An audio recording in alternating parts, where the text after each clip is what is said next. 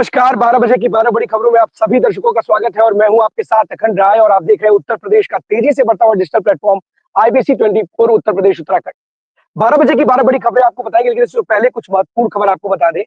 संभल का मुद्दा गर्म है और संभल के चंदौसी में एएसआई की टीम सर्वे करने के लिए पहुंची है और प्राचीन जो बावड़ी है, कुएं है, उसके कार्बन डेटिंग को लेकर के टीम वहां सुरंग में पहुंची हुई है।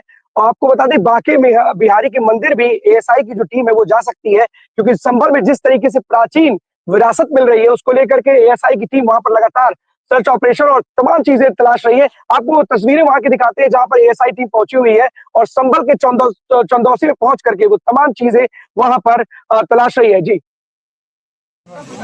एएसआई की टीम ने वहां पर तब पहुंची जब यहाँ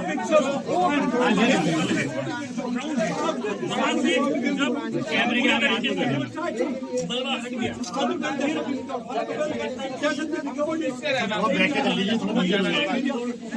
हाँ ऑडियो करो दीपक भाई। हाँ बोले। हाँ आप देख रहे थे कि एएसआई की टीम वहां पर पहुंच करके कार्बन डेटिंग कर रही है और तमाम ऐसे महत्वपूर्ण वहां पर चीजें कलेक्ट कर रही है, जिसको लेकर के बातें आ रही है। और सबसे बड़ी बात है कि आज जो एएसआई की टीम है वो बांके बिहारी मंदिर भी जा सकती है। संभल में जिस तरीके के अभियान चल रहा है और तमाम प्राचीन चीजें मिल रही है, जो हमारी विरासत मिल रही है, उसको लेकर के एएसआई की टीम वहां पे लगातार नई नई चीजें तलाशने की, और कितनी पुरानी चीजें हैं, कितनी वर्षों पुरानी ये सारी चीजें, इसको लेकर के भी जानकारी हासिल करने का प्रयास करेगी एएसआई की टीम। अब आपको बता दें, संभल से ही दूसरी बड़ी खबर है, क्योंकि संभल को लेकर के जो साध्वी प्राची है उन्होंने बड़ा बयान दिया है। उन्होंने कहा है कि जो संभल में हो रहा है वही सच दिखाई दे रहा है। उन्होंने बिना किसी का नाम लिए बोला है कि जिनको नोबेल पुरस्कार लेना है वो ले ले। आपको साध्वी प्राची को बयान सुनाते हैं जिसपे उन्होंने सीधे तौर पर हमला बोला है। संभल में जो कुछ भी हो रहा है वो सच दिखाई दे रहा है और जो होने वाला है वो भी जनता के सामने सच्चाई आनी चाहिए। कुछ लोगों को नोबेल पुरस्कार की चाह है, वो नोबेल पुरस्कार ले ले, लेकिन हमारे मठ और मंदिर जो तोड़ करके मस्जिद के रूप में परिवर्तित किए गए वो हमें दे दे। हम कोई जबरदस्ती नहीं कर रहे भाई। वहां महादेव निकल रहे हैं, शिवलिंग निकल रहे हैं, तो इसलिए और जिनको बहुत पुरस्कारों की चिंता है और परवाह है पुरस्कारों की, वो ले ले, हम मना नहीं कर रहे। तो आपने साध्वी प्राची को सुना, वो क्या कुछ कह रही है कि आपको नोबेल पुरस्कार अगर लेना है तो ले लीजिए, लेकिन हमारी विरासत, हमारे मंदिरों और हमारे मठ को वापस कर दीजिए, हम जबरदस्ती नहीं कर रहे। आपको बता दें कि संभल का मुद्दा गर्म है और राजनीति इस पर तेज है। तमाम लोग इस पर कुछ ना कुछ रोज कुछ ना कुछ बोलते हैं, लेकिन जिस तरीके से वहां हमारी विरासत निकल रही है, तमाम ऐसी चीजें वहां निकल रही है, उसके बाद तो कहीं ना कहीं जो सवाल है वो खड़े होंगे। अब आपको बता दें कि आज पूरे देश में क्रिसमस मनाया जा रहा है, क्रिसमस की धूम है। वहीं दूसरी तरफ अटल बिहारी वाजपेयी की जयंती भी है, जिसको लेकर के पूरे देश में जो श्रद्धा सुमन है वो अटल जी को अर्पित किया जा रहा है। देश के प्रधानमंत्री हो या अमित शाह गृह मंत्री हो या फिर उत्तर प्रदेश के सीएम योगी, वो भी आज अटल जी को जयंती पर उनको आज श्रद्धा सुमन अर्पित कर रहे हैं। आज क्या कुछ कहा है सीएम योगी ने भारतीय राजनीति को लेकर के अटल जी की जयंती पर, हम आपको सुनाते हैं। अटल जी जिस बात को लेकर के लगातार बात करते थे वो अत्यंत महत्वपूर्ण है और हमेशा कहते थे कि सिद्धांत विहीन राजनीति मौत का फंदा है। मूल्यों और सिद्धांतों के साथ 6 दशक तक एक राजनीतिक विचारधारा को लेकर के चलना, पक्ष विपक्ष की चिंता के बगैर देश और समाज के मूल्यों को लेकर के कार्य करना,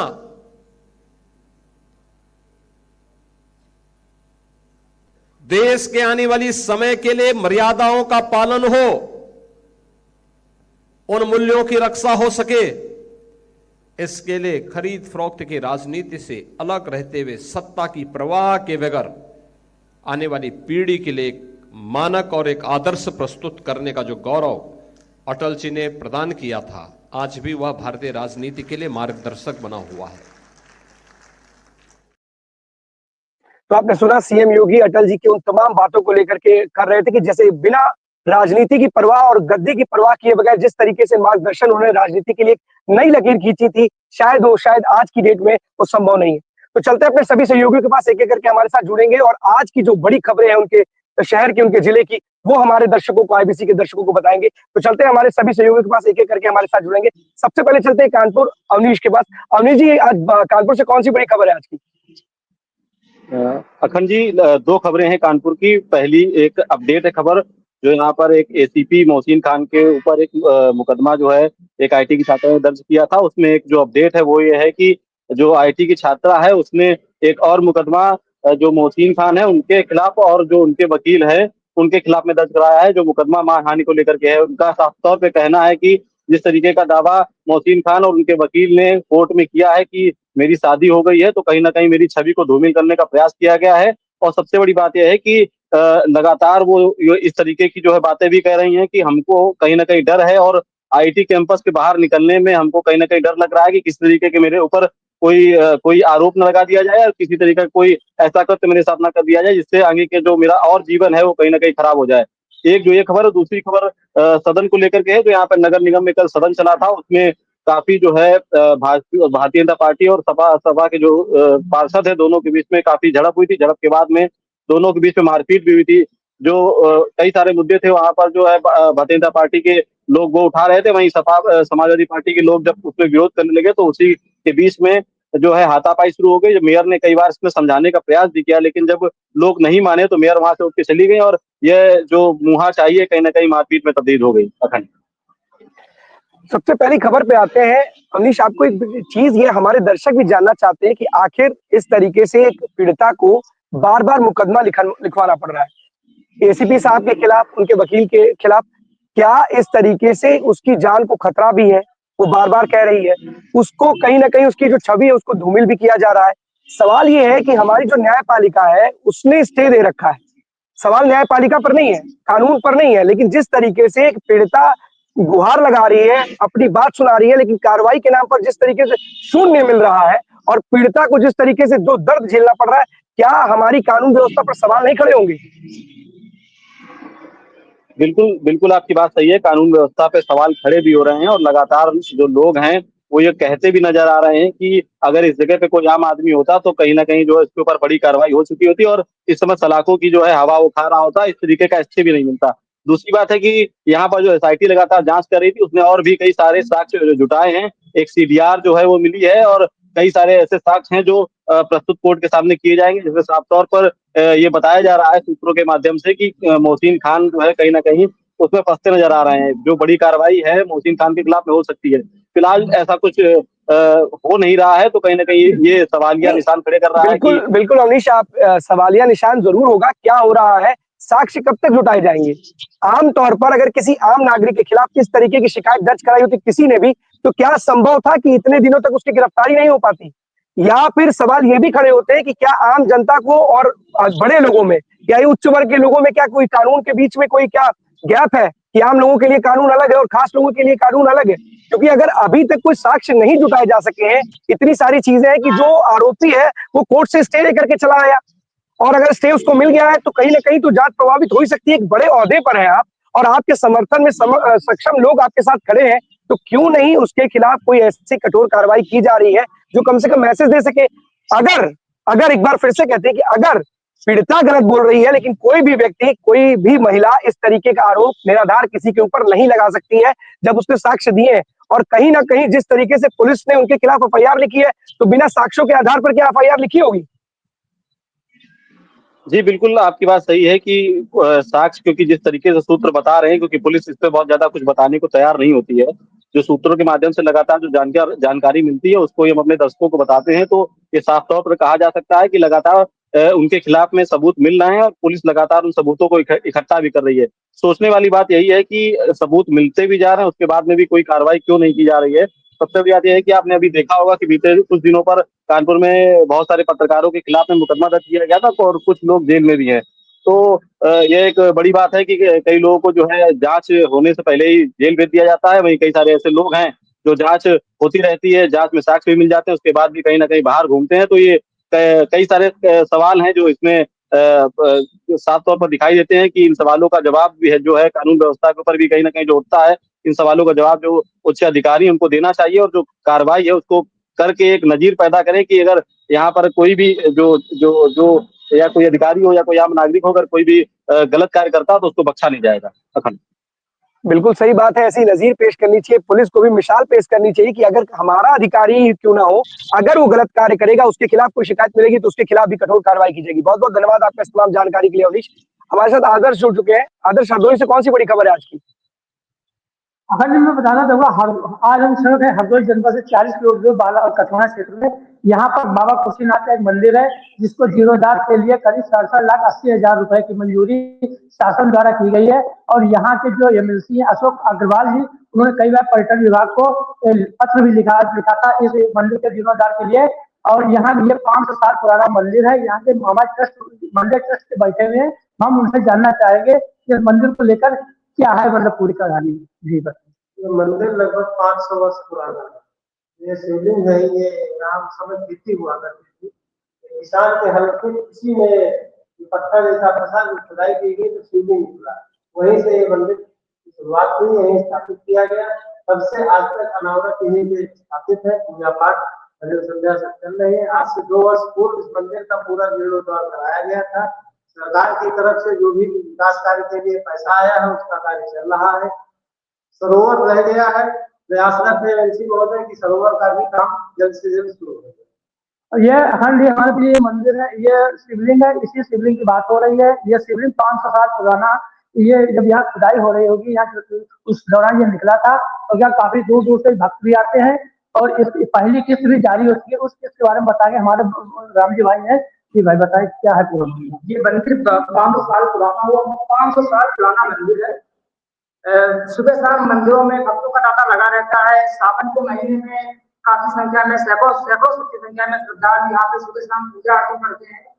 शाम को संध्या आरती भी होती है जिसमें सैकड़ों की संख्या में श्रद्धालु शामिल होते हैं। और ये काफी पुराना मंदिर है, इसको लेकर बहुत काफी मान्यताएं बहुत लोग की मुरादें पूरी होती है। यहाँ पर मंदिर में आके बहुत लोग माथा टेकते हैं, काफी दूर दूर से लोग आते हैं। और ये मंदिर नैमिषारण्य से कुछ दूरी करीब 25 से 30 किलोमीटर की दूरी पर स्थित है। जो लोग नैमिष दर्शन के लिए आते हैं वो यहाँ पर नैमिष के साथ साथ बाबा कृष्णा मंदिर के दर्शन भी करते हैं और अपने जीवन को धन्य बनाते हैं। इस मंदिर को लेकर कितनी धनराशि मंदिर को लेकर करीब 67,80,000 रुपए की धनराशि स्वीकृत हुई है, जिसमें से करीब 35 लाख रुपए की धनराशि पहले के आ चुकी है और मंदिर का निर्माण जारी भी हो गया।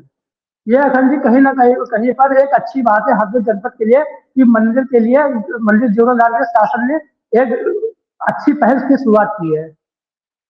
बिल्कुल आदर्श, बहुत अच्छी पहल है। 500 साल पुराना जैसा कि बता रहे हैं कि मंदिर है और जिस तरीके से उत्तर प्रदेश सरकार मंदिरों को लेकर के चिंतित है और उसके कायाकल्प को लेकर के, जीर्णोद्धार को लेकर के काम कर रही है, कहीं ना कहीं इस मंदिर के इस पैसे के बाद जो धनराशि आवंटित की गई इस मंदिर को, तो जो इसको रूप और स्वरूप दिया जा सकता है वो इसके लिए बहुत अच्छा होगा, क्योंकि जो भी श्रद्धालु यहाँ पर आएंगे उनके लिए बहुत अच्छा होगा। बहुत बहुत धन्यवाद आपका इस तमाम जानकारी के लिए आदर्श। हमारे साथ तो इंद्रवीर जुड़ चुके हैं रायबरेली से। बताइए बताइए बताइए। अभी एक भाई और हमारे साथ बैठे हुए हैं जी। वैसे मंदिर को आप क्या कहेंगे? मंदिर बहुत प्राचीन है, बहुत मान्यताएं हैं लोगों की, सिद्धपीठ है और सरकार के सहयोग से जो विकास कार्य हो रहा है उससे मंदिर की और महत्ता बढ़ेगी। लोग आते हैं, पड़ोस में नैमिष धाम है तो रात्रि निवास यहीं करते हैं, सुबह गाड़ियां पकड़ते हैं और यहीं रुकते हैं। श्रावण मास वगैरह में बहुत भीड़, मेला वेला लगता है यहाँ पर। और जब सरकार विकास से और पैसा दे रही है तो और विकसित होगा, और ज्यादा महत्ता बढ़ेगी और ढंग दृष्टि से बढ़ेगा। अगर जो दर्शनार्थी बैठे उनसे जानना चाहिए इसको लेकर क्या कहेंगे? मंदिर जो है नैमिष से कुछ दूरी पर है और नैमिष से एकमात्र यही स्टेशन है जहाँ से नैमिषारण्य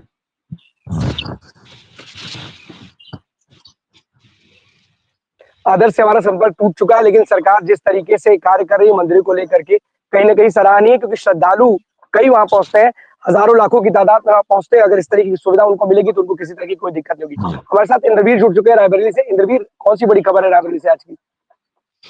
देखिए, अगर बता दें रायबरेली की जो बड़ी खबर है वो बात करें तो एक जो है कल शिकायत पत्र जो है दी गई है डॉक्टर यशवीर सिंह को, जो है एसपी रायबरेली जो है, उन्होंने एक पीड़ित है जो लुधवारी, ये पूरा मामला जो अगर बात करें तो वो जो पीड़ित है वो रहने वाले डी थाना के अंतर्गत आते हैं, और जो पीड़ित के साथ जो जिनके ऊपर आरोप ये पीड़ित लगा रहे हैं वो रहने वाले जो है उत्तरपारा भदोकर थाने के अंतर्गत आता है। यहाँ पे 2 थाने इन्वॉल्व है, लेकिन जो पीड़ित रहने वाले हैं वो डी थाना के अंतर्गत रहने वाले हैं, और इनका एक ब्लेम है, अपने रिश्तेदार हैं जो पीड़ित हैं, उनका पूरा नाम जो है गुप्ता है, और गुप्ता जी जो है अपने ही एक रिश्तेदार प्रदीप अग्रहरी के ऊपर जो आरोपी है उनके ऊपर आरोप लगा रहे हैं कि इन्होंने एम्स के नाम पे, हालांकि इसमें एम्स से कोई लेना देना नहीं है, लेकिन एम्स के नाम पे उन्होंने एक जो है नौकरी दिलाने के नाम पे पैसे की ठगी करी है। ठगी का मामला है,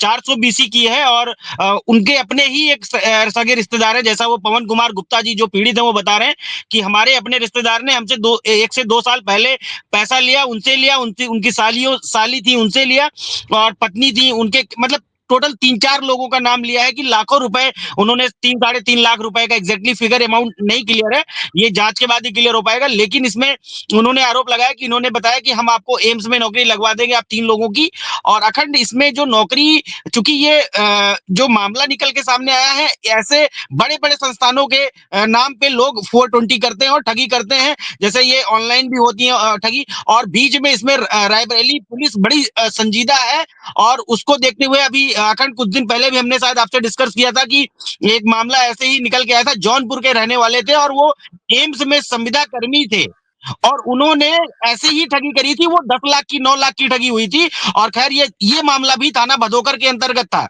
और इस पे रायबरेली पुलिस ने अपना बहुत ही तेज इस ऑपरेशन को चलाया, और लगभग 1 हफ्ते के अंदर रायबरेली पुलिस ने उनको धर दबोचा, और धर दबोच के उनको जेल भेजा। रायबरेली पुलिस और जो भारत की सरकार की जीरो जीरो टॉलरेंस की नीति है, अगर ऐसे बड़े संस्थानों को आप बदनाम करेंगे तो कहीं ना कहीं रायबरेली पुलिस उस पर संजीदा है, और जब ये एसपी को कल ज्ञापन दिया गया तो इन्होंने, पीड़ित का कहना है कि साफ साफ उनका बताया गया कि आने वाले समय में इनके ऊपर कायदे से, और जो आरोपी है जिनके ऊपर आरोप लग रहा है अखंड, ये पहले भी जेल जा चुके हैं 1-2 मामलों में, और ये इनकी हिस्ट्री जो है पता चली है सूत्रों के द्वारा कि ये 420 ही इंसान है, और बाकायदे लेटर भी जनरेट किया, हम लेटर भी हमारे पास, वो लेटर बाकायदे उसमें आयुर्वेदिक एम्स के नाम से जो है इंद्रवीर उन्होंने पूरा सवाल, लिखा हुआ है।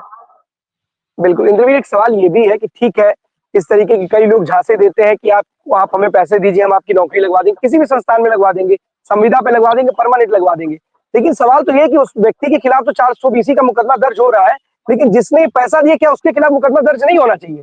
सवाल तो ये भी है कि अगर आप किसी धनराशि को अपनी नौकरी लगवाने के लिए दे रहे हैं, अगर आप सच में काबिल हैं तो आप क्यों नहीं, जो पैटर्न सरकार ने दे रखा है उस स्वरूप में आप जाकर के उस पैटर्न को फॉलो करके आप नौकरी पा सकते हैं। आप भी तो कहीं ना कहीं आप धोखेबाज है, आप भी कहीं ना कहीं फ्रॉड है, अगर आपने पैसे दे करके नौकरी पाने की चाहत की है। कहते हैं ना कि जब आप कहीं पर जाते हो तो आपको ठगता कौन है, क्योंकि आपकी चाहती वैसी है, तो आपके खिलाफ भी मुकदमा दर्ज होता है, क्योंकि कहीं ना कहीं इस तरीके के लोग पैसे को लेने के चक्कर में देते वक्त तो सोचते हैं कि हमारी नौकरी लग जाएगी। क्या पुलिस उन लोगों के खिलाफ भी कोई कार्रवाई करती है? आईबीसी के दर्शक जानना चाहेंगे। अखंड आप सही कह रहे हैं, क्योंकि जो नया बीएनएस आया है, हमारे संविधान में जो कुछ धाराएं चेंज हुई है, नए बीएनएस में सीधे सीधे ये एक धारा है जिसमें बताया गया है कि अगर फॉर एग्जांपल किसी ने किसी के ऊपर एक धारा लिखवाई, और फॉर एग्जांपल 376 किसी ने, चूंकि 376 एक ऐसी धारा थी जो शायद यूटिलाइज बड़े आसानी से लोग कर रहे थे, उसको इसीलिए सुप्रीम कोर्ट ने उसमें बड़ा एक्शन भी लिया कि अगर आप 376 के खिलाफ जा रहे हो, और अगर वो धारा आप उस किसी के ऊपर लगा रहे हो ये धारा, और अगर वो आपके प्रूफ नहीं होती है जांच में, या वो गलत पाया जाता है जिसके ऊपर आप आरोप लगा रहे हो, तो सेम धारा नए बीएनएस के थ्रू आपके ऊपर भी सेम धारा कंडेम की जाएगी। तो आप एग्जैक्टली सही कह रहे हैं, और इन ऐसी कुछ और जो बीएनएस बना उन पे ऐसी विचार करने चाहिए थे। खैर ये अलग एक जांच का विषय होगा। जैसा आप कह रहे हैं कि ये उचित है कि जो दे रहा है पैसा और जो नौकरी के लिए अपना पैसा दे रहा है शायद उसको भी इस चीज की अवेयरनेस होनी चाहिए और उनको भी ये जांच पड़ताल करनी चाहिए कि क्या मैं पैसा जहां दे रहा हूं एग्जैक्टली सही है। और जो नहीं आप नहीं नहीं एम्स नहीं, में बिल्कुल मतलब सही इंद्रवीर, बिल्कुल सही बात है। अवेयरनेस ये होनी चाहिए कि हमें नौकरी पानी है तो जो उसका एक परफॉर्मा होगा, जो एक जिस पैमाने के साथ ही हम आगे बढ़ेंगे। ऐसा थोड़ी ना है कि हम ये अवेयर हो कि हम किसको पैसा देंगे वो हमको नौकरी दिलाएगा, ये अवेयरनेस का काम नहीं है। उस व्यक्ति के जैसा खिलाफ भी क्या कोई कार्रवाई का प्रावधान है या नहीं है? नहीं, बिल्कुल है अखंड। और इस पे रायबरेली पुलिस काम भी करेगी अगर वो उस तरीके से ऐसे जो कार्रवाई हुई भी है बीच में। और ये डेफिनेटली अगर वो चूंकि आप जब किसी को दे रहे हो पैसा नौकरी के नाम पे, और शायद जैसे एक बड़ी चीज इसमें मैं आपसे डिस्कस करूंगा क्योंकि जो जब वो एम्स में नौकरी लेने गए, जो ज्वाइनिंग लेटर दिया गया उसमें एक डेट दी गई थी सुनिश्चित करके कि ये डेट को आपको वहां ज्वाइनिंग मिल जाएगी, आप जाइए। जब वो वहां पे गए तो एम्स के जो उच्च आला अधिकारी या जो वहां पे डीन या जो और भी अधिकारी बैठे हैं उन्होंने खारिज कर दिया कि ऐसी आपकी कोई ज्वाइनिंग नहीं है। एग्जैक्टली माय पॉइंट कि जब आप आज नौकरी लेने जा रहे हो तो नौकरी लेने के पहले भी आप ये लेटर जब मिला था आपको तब भी आप वेरीफाई कर सकते थे कि बिल्कुल क्या ये ज्वाइनिंग लेटर आपका सही। आपने सेंक्शन किया आपके इधर से उसके। और चूंकि एम्स उतर पा रहा जो नौकरी दे रहा है क्योंकि वो एम्स से मुझे लगता है कि 6 से 7 किलोमीटर है और डी बहुत ज्यादा नहीं 15-20 किलोमीटर होगा समथिंग। तो आप ऐसे वेरीफाई पहले भी कर सकते थे। तो जैसा आपका कहना है कि ये होना चाहिए कि घूस देने वाले को और घूस लेने वाले को दोनों के बिल्कुल, ऊपर धाराएं सेम होनी चाहिए। क्योंकि करेक्ट अगर कह रहे हैं अगर हाँ। आप अगर मेरा कहने का मतलब भी यही है और यही आईबीसी के दर्शक भी जानना चाहते हैं कि ठीक है, आप अवेयर रहिए। अवेयर इसलिए रहना है कि हमारा फॉर्म आया है, फॉर्म भरना है, नौकरी निकली उसके बारे में पता करना है। लेकिन अवेयरनेस ये नहीं होनी चाहिए कि कौन सा व्यक्ति हमें उस नौकरी को दिलाएगा। और शायद यही कारण है, कहते हैं ना कि हम गलत काम करते हैं तभी हमसे सामने वाला कोई चीज मांगता है। अगर हमारे पास सारी चीजें हैं तो कोई हमसे जबरदस्ती पैसा नहीं ले सकता, हमारे से धन उगाही नहीं कर सकता। लेकिन कारण क्या है, हम जब सोचते हैं कि हमारा काम हो जाए हम उसके लिए पैसे दे देंगे, और जब वो पैसा फंस जाता है तो पुलिस के चक्कर में, और ऐसे कई मामले कोर्ट कचहरी में धूल फाक रहे हैं, ऐसी फाइल पड़ी होंगी जिसमें कहीं ना कहीं इस तरीके के हजारों मामले होंगे, लाखों मामले होंगे। और पुलिस के लिए भी सिरदर्द का काम है, क्योंकि अगर इस तरीके से हर व्यक्ति पहुंच जाएगा कि हमने नौकरी के नाम पर, हमने फला चीज के नाम पर पैसा दे रखा है, तो कहीं ना कहीं दिक्कतें। लोगों को अवेयर होने की जरूरत है कि इस तरीके से नौकरी प्राप्त करना भी अपराध की श्रेणी में आता है। बहुत बहुत धन्यवाद आपका इस महत्वपूर्ण जानकारी के लिए इंद्रवीर। क्योंकि एम्स की वजह से एम्स के जो अधिकारी है उन्होंने इस पर कुछ कहा है, उनका कोई पक्ष या उनका कुछ रिएक्शन आया इस पूरे मामले पर? जी बिल्कुल उनका कहना है कि हमारे यहाँ ऐसी कोई ज्वाइनिंग नहीं दी गई है और ये ज्वाइनिंग उन्होंने एकदम सिरे से खारिज कर दी है, फर्जी बताया गया है। और जैसे मैंने बताया कि वो हिस्ट्री सीटर या ऐसे 1-2 मामले में पहले भी जेल जा चुके हैं जो जिनके ऊपर आरोप लग रहा है। और कहीं ना कहीं उन्होंने बाकायदे लेटर दिया है और उसमें सीधे सीधे एम्स का जैसे भी प्रोफेशनली होता है वैसे उन्होंने कॉपीराइट करके उनको एक ज्वाइनिंग लेटर भी दिया है। और ये कहीं ना कहीं उसको जो है दर्शाता है कि वो सामने वाला किस तरीके से, चूंकि मैं कहूंगा कि आज के जमाने में अगर आप अवेयर हो, आप कोतवाली से लेकर के आप कोतवाली में कोई एप्लीकेशन देनी चाहिए, चौकी पे देनी चाहिए, तो आज गांव का आदमी इतना अवेयर है कि शायद वो कोतवाली और चौकी पे बिलीव ना कर करके वो एसपी को ज्ञापन देने आता है 30 किलोमीटर 40 किलोमीटर 50 किलोमीटर से। तो आपको इतना जरूर होना चाहिए कि आप अवेयरनेस हो, आप अवेयर हो, एंड्रॉइड फोन चला रहे हो तो कहीं ना कहीं आपको पहले से वेरीफाई करना चाहिए। खैर ये जो 420 है इनको आश्वासन दिया है डॉक्टर यशवीर सिंह एसपी रायबरेली ने कि आने वाले समय में इनको जल्द से जल्द गिरफ्तार करके इनको जेल का रास्ता दिखाया जाएगा। जी अखंड। बिल्कुल सही बात है, होना भी चाहिए। और समय समय पर जो इस तरीके के संस्थान है जिसमें बहुत सारे फ्रॉड की बातें आती है, क्योंकि आमतौर पर देखा जाता है कि एम्स हो या सरकारी अस्पताल हो, संविदा के नाम पे कई ऐसे पद निकाल करके जो इस तरीके से फ्रॉड करने वाले लोग हैं वो सामने आते हैं और लोगों से धन उगाही करते हैं। और उसके बाद जब वो लोग फंस जाते हैं, भोले भाले लोग, तो उनके साथ इस तरीके काम करके वो निकल जाते हैं। बहुत बहुत धन्यवाद आपका इस तमाम जानकारी के लिए, महत्वपूर्ण जानकारी के लिए इंद्रवीर। तो जिस तरीके से इंद्रवीर ने बताया कि लोग नौकरी के नाम पर धन उगाही कर रहे हैं, फ्रॉड कर रहे हैं, तो लोगों को सतर्क होना चाहिए। और सतर्क रहना इसलिए भी जरूरी है क्योंकि अगर आप अवेयर नहीं होंगे, अगर आपके अंदर अवेयरनेस नहीं होगी, तो कहीं ना कहीं आप इस तरीके के मायाजाल में फंसोगे, इस तरीके के फ्रॉड करने वाले लोगों के झांसे में आओगे और लोगों को नौकरी के नाम पर पैसा दोगे। तो इस तरीके का कोई भी काम आप ना करें। सबसे पहली बात है कि आपको सतर्क होना है, अवेयर होना है, ये जानने का प्रयास करना है कि आखिर नौकरी का जो फॉर्म है, कहते हैं ना कि आपको पता होना चाहिए क्या परफॉर्मा है, क्या सच में नौकरी की वहां पर कोई रिक्वायरमेंट है, सारी डिटेल आपको पता करनी चाहिए। और अगर जो भी डिटेल आती है वहां पर जाकर के जो विभाग है या जो भी संस्थान है वहां पर जाकर के इसकी पूरी जानकारी हासिल करने के बाद ही कोई कदम उठाना चाहिए। लेकिन किसी भी तरीके से ऐसे फ्रॉड लोगों के संपर्क में ना आइए, ऐसे किसी भी फ्रॉड के झांसे में ना आइए, क्योंकि ये फ्रॉड आपका केवल धन लेने के लिए आते हैं। इनके पास कोई नौकरी नहीं है। संस्थान और सरकार, यूपी सरकार इसमें आप समझिए कि कड़ी लगाम लगा रही है और ऐसे लोगों को सलाखों के पीछे भेजने का काम कर रही है जो किसी भी प्रकार से नौकरी का ऐसे गलत तरीके से पाने का काम करेगा। तो ये तो इंद्रवीर ने रायबरेली से बड़ी खबर आपको बताई और हम आपको बता दें कुमार विश्वास ने जिस तरीके से तंज कसा था और यह यूं कहे कि एक कविता उन्होंने पढ़ी थी कि अपने बच्चों को रामायण का और गीता का पाठ पढ़ाना चाहिए, सभी बच्चों को पढ़ाना चाहिए, वो कम से कम जाने, नहीं तो जिस तरीके से कि उन्होंने जो कमेंट किया था उस पर राजनीति तेज हो गई थी, कांग्रेस ने उन पे पलटवार किया था और कहा था कि किसी के पर्सनल मैटर में कुमार विश्वास को बोलने की किसी भी तरह की कोई आजादी नहीं देनी चाहिए, क्योंकि अगर इस तरीके से तंज कसेंगे तो ये हमारे देश का जो कल्चर है उसके खिलाफ है। लेकिन कुमार विश्वास ने एक बार फिर से उन्होंने कहा है, कल लखनऊ में थे और उन्होंने सीएम योगी राजनाथ सिंह जो हमारे रक्षा मंत्री हैं उनकी मौजूदगी में उन्होंने कहा कि मैं फिर से कहता हूं कि अपने बच्चों को रामायण और गीता का पाठ पढ़ाइए। रामायण और गीता का पाठ पढ़ाना जरूरी है। मेरा कहने का मतलब ये नहीं है कि आप रामायण और गीता से उनको वंचित करिए, मैं बार बार कह रहा हूं कि अपने बच्चों को रामायण और गीता का पाठ पढ़ाइए। उससे पहले भी कुमार विश्वास ने अपने इस बयान पर सफाई दी थी, उन्होंने कहा था कि रामायण जो लोग किसी से कनेक्ट कर रहे हैं उसमें आपको बता दूं कि मैं नोएडा में रहता हूं और नोएडा और गाजियाबाद में कई ऐसे घर होंगे जिनके घर का नाम रामायण होगा, तमाम ऐसे उस पे ग्रंथों पर नाम होंगे। मैंने उसको लेकर के कहा था, अब जिसको जो समझना है वो समझे, लेकिन वो अपनी बात पर अभी भी कायम है।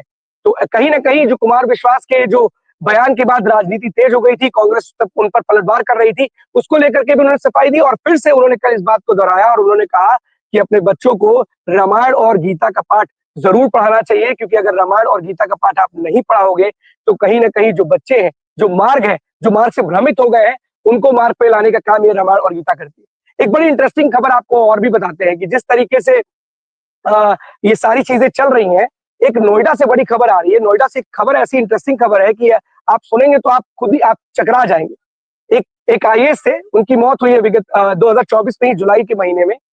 जब उनकी मौत हुई तो उनकी मौत के बाद उनकी 3 पत्नियां सामने आ गई हैं। एक नहीं, दो नहीं, 3 पत्नियां उनकी सामने आ गई हैं। मौत के कुछ दिन बाद ही एक पत्नी आती है जिसकी उम्र करीब 30 साल की होती है और वो नोएडा प्राधिकरण में जाकर के डेथ सर्टिफिकेट और मैरिज सर्टिफिकेट दिखाती है, जिसके बूते पर उसको 10 करोड़ रुपए की जो कीमती जमीन नोएडा में होती है वो उसे ट्रांसफर कर दी जाती है। फिर उसके कुछ दिन बाद ही, मतलब आज से 2 दिन पहले 23 दिसंबर को एक और महिला पहुंचती है नोएडा प्राधिकरण के ऑफिस में, वो भी अपना मैरिज सर्टिफिकेट दिखाती है। मैरिज सर्टिफिकेट के साथ साथ वो उनका डेथ सर्टिफिकेट भी दिखाती है। तब मामले का कुछ लोगों को कुछ लगता है कि कुछ घपला जरूर है पहले, क्योंकि एक औरत आ चुकी है, दूसरी महिला भी आकर के यही बात कह रही है। उसके बाद एक और महिला आती है, वो बेटी होती है, वो कहती है कि मैं उनकी बेटी हूँ और मेरी माँ कुशीनगर में रहती है। तो कम से कम इस पूरे मामले में 3 लोगों की एंट्री हो जाती है, 1 नहीं, 2 नहीं, 3, बल्कि 3 महिलाएं आती हैं और अपने जो स्वर्गीय जो आईएएस साहब थे उनको अपना पति बताते हुए उनकी संपत्ति पे दावा ठोकती हैं। इस पूरे मामले को देखते हुए, इसकी गंभीरता को समझते हुए जो वहां की एसीओ है, उन्होंने जांच गठित कर दी और जो रजिस्ट्री जो इससे पहले एक महिला को की गई थी उसको कैंसिल कर दिया गया और उस पर ट्रांसफर पर रोक लगा दी गई है। पूरी जांच पड़ताल के बाद ही अब कानून के जिसको कानून आधिकारिक कहते हैं कि आधिकारिक रूप से जो जिसको कानून तय करेगा उसको ही अब संपत्ति ट्रांसफर की जाएगी। लेकिन बड़ी चर्चा का विषय बना हुआ है कि जिस तरीके से एक आईएएस की मौत के बाद उसकी 3 पत्नियां सामने आई है और उन्होंने दावा किया है कि संपत्ति पे मेरा अधिकार है, तो कहीं ना कहीं एक बड़ी बात है, बड़ी खबर है, क्योंकि आमतौर पर देखा जाता है कि करीब 50 करोड़ के करीब संपत्ति बताई जा रही है और शायद संपत्ति वजह भी है। और लेकिन सबसे बड़ी बात है, जो सबसे पहले जो महिला पहुंची थी शिवा सिखा, उसने जो मैरिज सर्टिफिकेट लगाया है वो उनकी मौत से करीब महज 8 दिन पहले का है। तो कहीं ना कहीं सवालों के घेरे में भी है और उनकी उम्र में, क्योंकि 2014 में वो आईएएस अधिकारी रिटायर हो गए थे, उनकी उम्र में और इन महिला की उम्र में काफी फर्क है। ऐसे में कई चीजें इस पूरे मामले में देखने को मिलेगी। अब देखने वाली बात होगी कानून किसको आधिकारिक विरासत उसको सौंपता है, किसको तय करता है कि आधिकारिक रूप से कौन उनके लाइफ पार्टनर।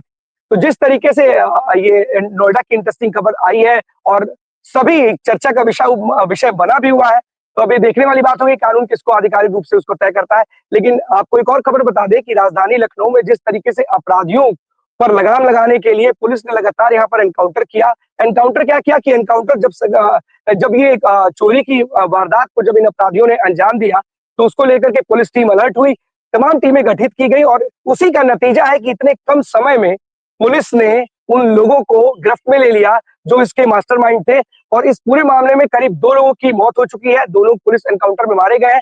पुलिस पर उन्होंने फायरिंग की थी, जिस जवाबी कार्रवाई में पुलिस ने फायरिंग की और उन 2 लोगों की मौत हो गई।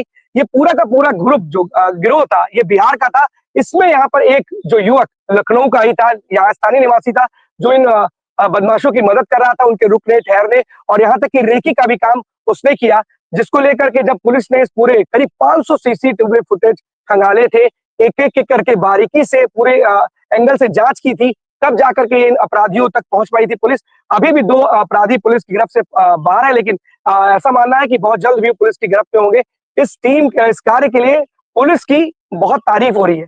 लेकिन सवाल यहाँ पर एक खड़ा ये हो रहा है कि क्या जो लॉकर में आपने धन, आभूषण रख रखे हैं, वो सुरक्षित है? क्योंकि जिस तरीके से एक लखनऊ के वीवीआईपी इलाके में एक इंडियन ओवरसीज बैंक के लॉकरों से, वो भी 1 नहीं, 2 नहीं, 4 नहीं, 42 लॉकरों को काट करके उसके अंदर से सामान निकाल करके जो चोर हैं वो फरार हो गए थे। तो उसके बाद से तमाम सवाल ऐसे खड़े होने लगे थे कि आखिर वजह क्या है, कि क्या ऐसी कारण है कि बैंक में भी हमने जो अपना अपना मोटी कहते हैं गाढ़ी कमाई हमने इसलिए रखी है कि वहां सुरक्षित रहेगी, लेकिन जिस तरीके से वहां पर चोर आते हैं और रात के अंधेरे में 90 मिनट के भीतर 42 लॉकरों को काट करके वहां से लोगों की गाड़ी कमाई लूट के लेके चले जाते हैं, तो सवाल खड़े हैं कि क्या सुरक्षित हमारा धन है?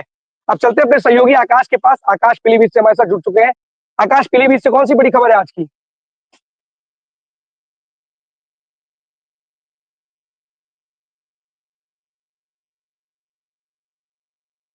आकाश, आप सुन पा रहे हैं हमें?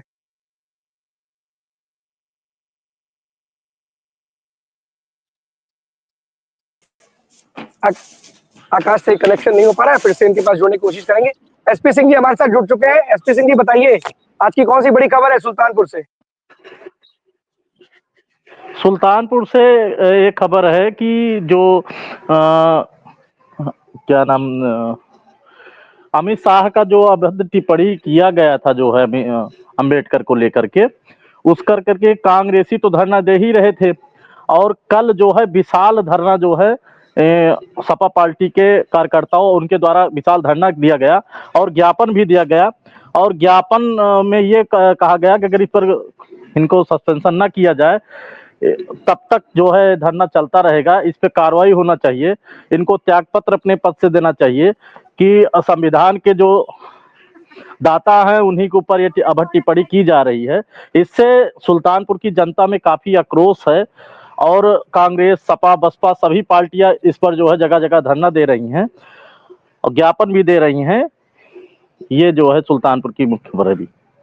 एसपी सिंह जी, लेकिन जिस तरीके से देखा जा रहा है अमित शाह का जो बयान था, और अमित शाह भी कई बार कह चुके हैं कि हमारे बयान को तोड़ मरोड़ कर पेश किया गया है, और कल खुद सूबे के मुख्यमंत्री योगी आदित्यनाथ ने प्रेस कॉन्फ्रेंस की थी और उसमें उन्होंने बताया था कि कांग्रेस और तमाम जो राजनीतिक दल है उन्होंने खुद बाबा साहब अम्बेडकर का अपमान किया है, लेकिन जिस तरीके से भारत के गृह मंत्री का बयान को तोड़ मरोड़ करके पेश किया जा रहा है, उस पर राजनीति की जा रही है, कहीं ना कहीं ये एक माहौल को बेफिजूल का माहौल क्रिएट करने की कोशिश की जा रही है। बहुत बहुत धन्यवाद आपका इस तमाम जानकारी के लिए एसपी सिंह। हमारे साथ आकाश फिर से जुड़ चुके हैं। आकाश, पीलीभीत से कौन सी बड़ी खबर है आज की? अखंड जी, आपको बताना चाहेंगे पीलीभीत के जिला अस्पताल में खांसी जुकाम के लगातार मरीजों की संख्या बढ़ रही है। इसको लेकर सीएमओ आलोक कुमार से जब हमने इसकी बात की तो उन्होंने कहा है कि यहाँ पर मरीजों के लिए बेहतर सुविधाओं का व्यवस्था की गई है और जो यहाँ पर मरीज आ रहे हैं लंबी लंबी लाइनें लग रही है, मगर देखा जा रहा है कि कहीं ना कहीं स्वास्थ्य विभाग की लापरवाही देखी जा रही है, जिससे मरीजों को काफी कठिनाइयों को सामना करना पड़ रहा है। आकाश, आपकी किसी डॉक्टर से बात हुई है, सीएमओ से बात करने की कोशिश की कि आखिर जो इस तरीके से लगातार मरीजों की संख्या में इजाफा हो रहा है, इसके पीछे की मुख्य वजह क्या है? जी, जब हमने इसके बारे में सीएमओ आलोक कुमार से बात की तो उन्होंने तो यही बताया कि स्वास्थ्य विभाग की तरफ से पूरी तैयारियां कर ली गई हैं, मगर जो यहाँ पर जो डॉक्टर्स हैं वो कभी बैठते हैं नहीं बैठते हैं, जिससे भारी संख्या इकट्ठी हो जाती है और इन लोगों को काफी मरीजों को काफी दिक्कतों का सामना करना पड़ता है। कुछ मरीज तो गाँव से आते हैं और उनको भी यहाँ पर लंबी लंबी लाइनों में लगना पड़ता है। दवाइयों को भी लेकर कई बार झगड़ा फसाद भी हुआ था यहाँ पर, मगर यहाँ के जो डॉक्टर्स हैं वो अपनी मनमानी पर उतारू रहते हैं। वो किसी नहीं, मनमानी पर उतारू रहते हैं, लेकिन क्या उनके खिलाफ अगर कार्रवाई करेंगे तो भी मनमानी पर रहेंगे? सीएमओ साहब को तो इसके खिलाफ कड़ी कार्रवाई करनी चाहिए। ऐसे जो भी डॉक्टर है मनमानी कर रहे हैं, अरे आप किस लिए, आपको सैलरी सरकार क्यों दे रही है, सुविधा क्यों दे रही है? इसीलिए दे रही है ना कि आप लोगों का इलाज करेंगे, मनमानी करने के लिए थोड़ा ना सैलरी दे रही है। कि वो क्या कह रहे हैं इस पूरे मसले पर? यहाँ के जो डॉक्टर्स हैं वो अपनी मनमानी पर उतारू रहते हैं, वो उनको किसी के आदेश का कोई पालन नहीं दिखता है, वो अपनी मनमानी के आगे किसी के आदेश को दरकिनार करते हुए नजर नजर आते हैं। यहाँ के जो सीएमएस है अगर ऐसे महावीर ही सिंह, उन्होंने बताया इस तरीके के मरीजों को अपनी सावधानी बरतना चाहिए। जो सर्दी जुकाम के मरीज हैं उन्हें सर्दी की सीजन चल रही है, इसको लेकर लोगों को सावधानी बरतना चाहिए। नहीं, सावधानी जरूर बरतनी चाहिए, लेकिन आपका काम है इलाज करना। डॉक्टर्स अगर नहीं मौजूद होंगे तो कैसे इलाज करेंगे? लोग तो करते ही अपनी तरफ से बेस्ट पॉसिबल। वो कौन कौन चाहता है कि मैं अस्पताल जाऊं? शौक में कोई नहीं जाता, दर्द में जाता है, परेशानी में जाता है। किसी को शौक थोड़ा ना लगा कि जाके अस्पताल की लंबी लाइनों में लगे रहे, कतारों में लंबी लगे रहे, और उसके बाद भी हम वहां जाकर के लगे रहे, पता चला कि वहां कोई हमारे साथ है ही नहीं, डॉक्टर ही नहीं है, इलाज कौन करेगा? अगर इसी तरीके से डॉक्टरों का हाल यही रहेगा तो कौन इलाज करेगा? सीएमओ से बात करिएगा और उनसे कहिएगा कि अगर इस तरीके से मनमानी चलती रहेगी तो जो लोग हैं, जो इतनी तादाद में पहुंच रहे हैं, उनका इलाज करेगा कौन? बहुत बहुत धन्यवाद आपका इस तमाम जानकारी के लिए। जितेंद्र हमारे साथ बस्ती से जुड़ चुके हैं। जितेंद्र, बस्ती से कौन सी बड़ी खबर है आज की? अगर बस्ती से बात की जाए तो दो बड़ी खबर है। पहली खबर मैं बताना चाहूंगा कि 2025 25 दिसंबर 2015 में प्रधानमंत्री नरेंद्र मोदी ने एक योजना लाई थी जिसमें जो गरीबों को मुफ्त आवास मिल सके। लेकिन कहीं ना कहीं बस्ती जनपद में कुछ ऐसे गांव हैं जहां पे दो एक घर ऐसे भी अभी भी पड़े हैं कि जिन लोगों को लगातार आवास नहीं मिला। खाना अगर उनकी तस्वीरें जो है मैं कुछ देर में साझा करूंगा, भेजूंगा IBC पे, और जब वहां दर्शक देखेंगे तो शायद उनको ये चीज समझ में आएगी कि आज भी जो है कुछ लोग ऐसे हैं जो प्लास्टिक में या मड़ई के अंदर में आज भी रहते हैं। लेकिन ठीक है, प्रधानमंत्री द्वारा जो है उज्ज्वला योजना भी लाई गई थी कि गरीबों को जो है उनके जगह पे चूल्हे की जगह गैस पे वो खाना बना। लेकिन कहीं ना कहीं आज भी उस घर में चूल्हे पे ही खाना बनता है। अखंड ये भी एक बहुत बड़ा अपने आप में सवाल है कि 2015 में ये योजना लाई गई थी, लगातार 2015 से लेकर 2024 चल रहा है, लेकिन कहीं ना कहीं जो गरीब तबके के लोग हैं उनको आज भी इस योजना का लाभ नहीं मिल पा रहा है। ये अखंड कहीं ना कहीं अधिकारियों पे सवाल खड़े। हमने इस बारे में जब बस्ती के एडीएम से बात की तो एडीएम ने साफ कहा कि इस तरह की जो जानकारी वो हमको नहीं हो पाई। लेकिन कहीं ना कहीं उनके जो नगर पंचायत के ईओ है या गांव के जो प्रधान है, क्या ऐसी चीजें वहां हो जाती है? गरीबों को आवास नहीं मिलता है, कागज लगातार वो जमा करते हैं, आखिर वो कागज जाते कहाँ है, उनके दस्तावेज कहाँ रख दिया जाता है? ये सवाल कहीं ना कहीं घेरे में लगा हुआ सवाल है। बिल्कुल जितेंद्र एकदम सही कह रहे। कागज जाते कहाँ है? दफ्तर में कहीं कोने में पड़ा रहता है। अगर किसी की सिफारिश होती, कहते हैं ना कि बड़े अधिकारी बड़े लोगों का काम हो जाता है, पर जो बेचारा मड़ई में रह रहा है, प्लास्टिक में रह रहा है, उसका काम कैसे होगा? उसका कागज कहीं खो जाता है। और जब उनके पास जब आप जा करके कोई व्यक्ति पूछेगा, आप पूछेंगे कि भाई कागज कहाँ है, क्यों नहीं हो पा रहा, तो कह रहे उस पर दिखवाएंगे हम। क्या दिखवाएंगे? ऐसे ही पलीता लगाते हैं सरकारी योजनाओं का। और जो जो जरूरतमंद लोग हैं वो वैसे ही प्लास्टिक की छत के नीचे मड़ई में रहने के लिए मजबूर है। कोई भी आला अधिकारी बिल्कुल अगर इस तरीके से उसकी पूरी खबर प्रॉपर मैं IBC के दर्शकों को जरूर दिखाऊंगा।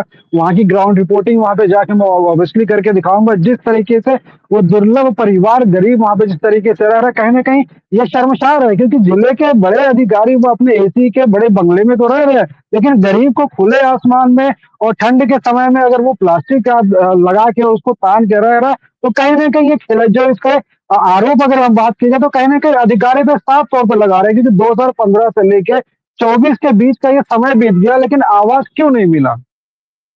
सही बात है। गंभीर सवाल है कि इतने वर्ष बीत जाने के बाद भी 2 टेन्योर करीब करीब सरकार को भी हो चुके हैं, उसके बावजूद भी अगर गरीबों को आवास नहीं मिल पा रहा। ऐसा नहीं कि सरकार नहीं दे रही है, ये अधिकारी को अपने जेब से तो देना नहीं है, लेकिन कहते हैं कुछ फाइलें इसलिए दबा दी जाती है कि कुछ आया नहीं है, कुछ फाइलें चलती है कि कुछ आ गया तो उसको आगे बढ़ा दो। इसमें निचले लेवल से प्रधान से लेकर के ऊपर तक लोग मिले हुए हैं। अगर ये इस तरीके की कार्रवाई कर दे, टाइम से लोगों को उनकी जो जरूरत के हिसाब से उनको घर दिला दे, आवास दिला दे, तो उनके ऊपर भी कहीं ना कहीं भगवान की कृपा बनी रहेगी कि कम से कम जरूरतमंद को घर तो दिलाए। सरकार योजना लेकर के आती है, लेकिन उस योजना को लेकर के फाइल लगा कर बैठ जाते हैं। अरे भैया, अपने घर से पैसा थोड़ी ना लेके आओ, सरकार का पैसा सरकार में जो लोगों में, आमजन लोगों में उनको पहुंचा दो। अधिकारी क्या कहेंगे? यही कह देंगे फाइल मिल ही नहीं रही है, फाइल नहीं मिल रही, हम जाके पता लगाएंगे। कितने वर्षों में पता लगाएंगे? इसका भी सीजन कभी सवाल एक बार पूछ लीजिएगा उनसे। ये बताइए कि आप पता लगाएंगे, टाइम ड्यूरेशन है कोई कि पता ही लगाते रहेंगे? इस साल, 2 साल, 3 साल? एक बार जरूर पूछिएगा। बताइए बिल्कुल जल्दी। अखंड, जब हमने एडीएम से जब इस बारे में बात की गई तो एडीएम जिले के अधिकारी हैं, उनको स्वयं इस बारे में ज्ञात नहीं है। क्या उनके अधिकारी ने उनको इस बारे में अवगत नहीं कराया? ठीक है, मानते हैं कि लगभग जो है जनपद में जो है अगर बात की जाए कि नगर पंचायतों में कुछ ऐसी नगर पंचायत है जहाँ पे नए गठन होने के बाद में आवास तो नहीं मिला, लेकिन पुरानी सूची में उससे पहले प्रधानी थी वहां पे। क्या प्रधान वहां पे जो है 2015 से लेकर 24 तक प्रधानी वहां बीच में अगर चली है 19 तक, तब क्यों नहीं आवास मिला? तब भी तो वही सवालिया निशान, तब भी वो भी खड़े हो रहे हैं कि अब तक जो है अधिकारी कहाँ थे, क्यों वो सो रहे थे? नहीं, ये जरूरी है, वो सोएंगे ही। अधिकारियों के साथ दिक्कत है कि उनको लगता है कि हम तो, कहा ना आपने कि बंगलों में है, वो एसी में है, तो उनको चिंता कैसे होगी? अगर मान लीजिए वो भी टीन शेड में रह रहे होते, पलानी में रह रहे होते, मड़ई में रह रहे होते, छतरी कहते हैं ना कि तो प्लास्टिक की किसी प्लास्टिक के नीचे रह रहे होते, शायद दर्द समझ पाते कि इस दर्द को इस ठंड में कैसे कैसे कोई गुजारा करता है। और ऐसे गरीब आदमी अगर आपके पास पहुंचते हैं, जरूरतमंद आदमी आपके पास पहुंचते हैं, तो उन पर कार्रवाई करनी चाहिए ना। आप लेट लतीफी करोगे, आप जांच कर रहे हो, पड़ताल कर रहे हो, फाइल ढूंढवा रहे हो, ये तो केवल बहाने हैं। बहानों से क्या होगा? आप इस पर काम करके दिखाइए। बहाने बनाने से कुछ मतलब नहीं है, बहाने बनाने से कुछ होगा नहीं। जरूरतमंद लोगों को उनको जो चीजें सरकार ने दे रखी है उनको दिलवाइए। जितिन से स्टोरी जरूर फाइल करिएगा, और जो लापरवाह और जो जिम्मेदार लोग हैं उनकी लापरवाही को भी जरूर दिखाइएगा और बताइएगा हमारे आईबीसी के दर्शकों को कि देखिए किस तरीके से जो जिम्मेदार लोग हैं उनका गैर जिम्मेदाराना जो रवैया है वो जरूर दिखाइएगा। बहुत बहुत धन्यवाद बिल्कुल आपका। अखंड, दूसरी एक खबर मैं बताना चाहूंगा, जैसे कि 2 दिन से देखी जा रही थी कि कप्तानगंज के जो नाबालिग बच्चे के साथ जो घटना हुई थी, कहीं ना कहीं अब बस्ती के जो पुलिस अधीक्षक है कृष्ण गोपाल चौधरी अपने लंबे समय के बाद शायद वो नींद से जाग चुके हैं, और उन्होंने कल रात देर रात उन्होंने जो है 14 अफसरों का ट्रांसफर किया, नीचे अफसर से लेके बड़े तक, जो एसओ रैंक के अधिकारी थे, जो एसओ थे वहां पे, जो एसआई थे, ऐसे 14 लोगों का ट्रांसफर किया। फिलहाल लंबे समय के बाद ये तबादला हुआ है, लेकिन कहीं ना कहीं जो इसमें मुख्य अगर बात की जाए तो बस्ती के जो है यहाँ पे डीआईजियां हैं, कहीं ना कहीं उनका काफी योगदान रहा है, क्योंकि लगातार खबरें मीडिया में चलती रही। अगर बता दें कि आज भी वो खबर ट्रेंड कर रही है और लोग उसको भी चला रहे हैं, लेकिन कहीं ना कहीं उसको देखने के बाद लंबे समय बाद जो ट्रांसफर बस्ती के कृष्ण गोपाल चौधरी ने किया, वो अभी भी सवाल खड़े हो रहे हैं। सोशल मीडिया पे तमाम बातें भी हो रही है कि आखिर इतना लंबे समय में गए। कुछ ऐसे भी थानेदार, अखंड में आपसे बता दूं कि उनके कार्य क्षेत्र में, अगर मैं अपने अनुमानन, मैंने एक आंकड़ा लगाया है जहां पर दर्जन भर से अधिक की चोरियां उनके थाने पे हुई है। और जो असम के जो राज्यपाल है, आपको बता दें अखंड की, उन राज्यपाल जो वहां पे तैनात है, जो उनके घर पे लगभग अभी 20 लाख की चोरी पिछले 15 दिन पहले हुई थी। इतनी बड़ी चोरी हो गई थी, लेकिन अभी भी पुलिस जो है खुलासा तो नहीं कर पाई है। लेकिन कहीं ना कहीं उन्हीं थाना क्षेत्र में 5 लोगों की जो है वहां पे हत्या हो गई थी। उस मामले में जो है पुलिस के ऊपर सवाल भी खड़े हुए थे। अखंड शायद तस्वीरों में हमने दिखा भी था कि गोसेसीपुर गांव में घटना घटी थी, उसका आधा पैर काट दिया जाता है। लेकिन फिलहाल अभी भी ऐसे भी थाना अध्यक्ष हैं जिन लोगों को जो है तैनाती, उनको थाना मिल गया। ये कहीं ना कहीं क्या कह सकते हैं, इसको हो सकता हो कि ये जो अधिकारी है वो अपने जो एसओ साहब है उन पर मेहरबान और उन लोगों को लगातार थाना दे रहे हैं। ये भी सवालिया निशान है जो खड़ा हो रहा है अधिकारी के ऊपर, जो पुलिस अधीक्षक है आगे। बिल्कुल सही बात आप कह रहे हैं कि जिस तरीके से लंबी नींद के बाद जाग गए हैं, लेकिन जाग गए हैं ये भी एक खुशी की बात है। अगर कृपा है बस्ती के लोगों के ऊपर भी कि अगर इतनी लंबी नींद के बाद जाग गए हैं तो कम से कम आप काम कर लीजिए। ठीक है, अपनी जिम्मेदारी का एहसास करिए और लोगों को सुरक्षा प्रदान करने की जिम्मेदारी, क्योंकि आप कप्तान है तो आप ही कंधों पर है और पूरे बस्ती की जिम्मेदारी आपके कंधों पर है। तो सोना जरूरी है, सब लोग सोते हैं, आप भी सोइए, पर इतना मत सोइए कि जिला सो जाए और अपराधी जाग जाए। अगर अपराधी जाग जाएंगे, जिला सोता रहेगा, तो इस तरीके के अपराधों को अंजाम देंगे और आपकी पुलिस बाद में अपराधियों को पकड़ने के लिए, धरपकड़ के लिए अभियान चलाएगी, लेकिन पकड़ में हाथ तो कुछ आएगा नहीं। सोइए, और आप अगर मान लीजिए आप काम कर रहे हैं और अगर आपके जो निचले जो कर्मचारी हैं, अधिकारी हैं, वो नहीं काम करें तो उनके खिलाफ कठोर कार्रवाई कीजिए कि और लोगों को एक मैसेज मिले कि आपके खिलाफ भी कार्रवाई हो सकती है। बहुत बहुत धन्यवाद आपका इस महत्वपूर्ण जानकारी के लिए। अखंड, लेकिन सोने से एक सवाल और, मेरे एक से एक खबर और सोने से सवाल सामने आ रहा है। आज सुबह जो है एक घटना घटती है, भोर में एक गाड़ी का एक्सीडेंट हो जाता है। एक्सीडेंट होने के बाद में जो है जब उस गाड़ी का एक्सीडेंट हुआ, उसकी जब छानबीन की गई तो उसके अंदर से लगभग कई सारी शराब की बोतलें वहां से मिली, जो लगभग जो गाड़ी का नंबर बिहार का, लेकिन जब गाड़ी की चेकिंग की गई तो उस गाड़ी के अंदर में 5 नंबर प्लेट अलग अलग राज्य के वहां पे मिले थे। कहीं ना कहीं सवाल खड़े हो रहे हैं कि अगर वो गाड़ी हरियाणा, दिल्ली, पंजाब होते हुए जो है उत्तर प्रदेश में, उत्तर प्रदेश के बाद बिहार का नंबर है उसमें लगा हुआ था, बिहार से यूपी से बिहार जा रहे थे, तो कहीं ना कहीं सवाल तो खड़े हो रहे हैं कि वहां से यहाँ तक गाड़ियां नंबर प्लेट बदल के यहाँ तक पहुंच रही है। अगर शायद एक्सीडेंट आज गाड़ी का ना हुआ होता तो शायद बस्ती में ये गाड़ी आज ना होती, शायद बिहार पहुंच गई होती। कहीं ना कहीं सवाल पुलिस पे खड़े हो रहे हैं कि वाकई में जांच का जरिया है, और जिस तरह से शराब की तस्करी जो है गाड़ियों में हो रही है वो कहीं ना कहीं छुपा हुआ है, हो सकता है मिली भगत से चल रहा हो। देखिए ना, सही बात है, एक नहीं, दो नहीं, तीन नहीं, करीब 4-5 प्लेट नंबर प्लेट रखी है। जिस राज्य में गए वहां की नंबर प्लेट लगा दी। पुलिस क्या है भाई, जिस राज्य में गए, जहां जाना है वहां का नंबर प्लेट लगा दिया। जब शराबबंदी बिहार में चल रही है तो जो ऐसे तस्कर होते हैं वो ऐसे हथियार बना करके चल रहे होते हैं, अपना काम कर रहे होते हैं, और बिना मिली भगत के, जितेंद्र आपको बता दे, जरूरी नहीं इसमें बड़े लोग इन्वॉल्व हो, लेकिन कुछ लोग जरूर इन्वॉल्व होंगे, क्योंकि बिना मिली भगत के इस तरीके की चीजें संभव नहीं है। कहते हैं ना कि पुलिस चाह लेगी तो कुछ भी ढूंढ लेगी। आपने सुना होगा ना कि आजम खान साहब थे, प्रदेश के पूर्व मंत्री थे, उनकी भैंसे पुलिस ढूंढ के लेके चली आई थी। तो पुलिस कुछ भी ढूंढ सकती है, भैंस से लेकर के अगर हेलीकॉप्टर किसी का चोरी हो जाएगा तो वो भी खोज ले आएगी, लेकिन पुलिस चाहेगी तो। कहते हैं ना कि पुलिस को ये कहते हैं कि पुलिस के पास वो रुतबा है, वो ताकत है कि जिसके अगर उसका उपयोग कर ले पुलिस तो किसी को भी कहीं से, झन्नुम से भी खोज करके ले आ सकती है। लेकिन कारण क्या है, पुलिस भी अपना काम एक सीमा के अंदर ही करती है। उसे पता है कि भाई ऊपर बोलोगे तो भी दिक्कत, नीचे बोलोगे तो भी दिक्कत, ज्यादा इधर उधर नहीं चलते, सामने की तरफ चलो। कहते हैं ना कभी कभी आंख बंद कर लेते, सामने चोरी हो रही है। क्योंकि लखनऊ में भी जब चोरी की घटना को अंजाम दिया था चोरों ने रात के अंधेरे में, तो चौकी बहुत करीब थी, लेकिन बैंक के अंदर इस तरीके से कितनी बड़ी वारदात को अंजाम दे दिया इन बदमाशों ने, चोरों ने। तो कहीं ना कहीं समझा जा सकता है कि पुलिस, इन कह सकते हैं कि इतना बड़ा सूबा है, इतनी अधिक जनसंख्या है, तो हर जगह पर पुलिस का होना भी अपने आप में एक सवाल है। लेकिन कहीं ना कहीं पुलिस को अपनी जिम्मेदारी का निर्वहन करना चाहिए, अपनी जिम्मेदारी को समझना चाहिए, और लोगों को की सुरक्षा का विशेष ध्यान रखना चाहिए। और ऐसे अभियान समय समय पर जरूर चलाने चाहिए कि जो ऐसे तस्कर हैं, इस तरीके की जो कार्रवाई करते हैं, इस तरीके का जो अवैध काम करते हैं, उनके खिलाफ कठोर कार्रवाई की जा सके। बहुत बहुत धन्यवाद आपका जितेंद्र, महत्वपूर्ण जानकारी के लिए। 12 बजे 12 बड़ी खबरों में आज के लिए बस इतना ही। कल हम आपके सामने फिर होंगे हाजिर, तब तक के लिए दीजिए हमें इजाजत। धन्यवाद।